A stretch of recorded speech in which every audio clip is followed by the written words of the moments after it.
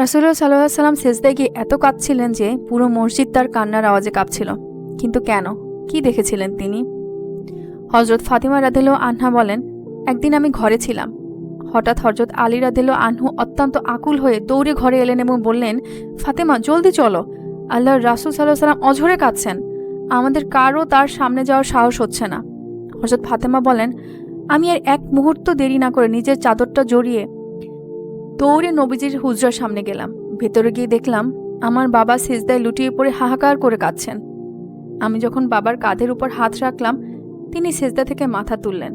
দেখলাম তার নুরানি দাড়ি মোবারক চোখের পানিতে একদম ভিজে গেছে।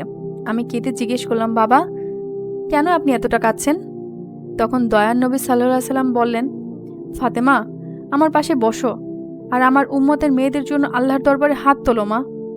আমি আজ স্বপ্নে দেখেছি কিয়ামতের কঠিন ময়দানে একদল নারীকে জাহান্নামের ফেরেশতারা মাথার চুল ধরে টেনে হিঁচড়ে দাউ দাউ করে আগুনে নিক্ষেপ করছে। হযরত ফাতেমা বলেন, আমি কাঁপতে কাঁপতে জিজ্ঞেস করলাম, বাবা তাদের অপরাধ কি ছিল?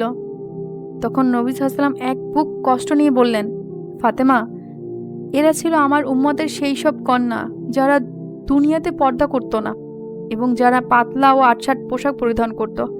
আজ তাদের সেই বেপর্দার কারণেই ফেরেশতারা তাদেরকে আগুনে টেনে নিয়ে যাচ্ছে।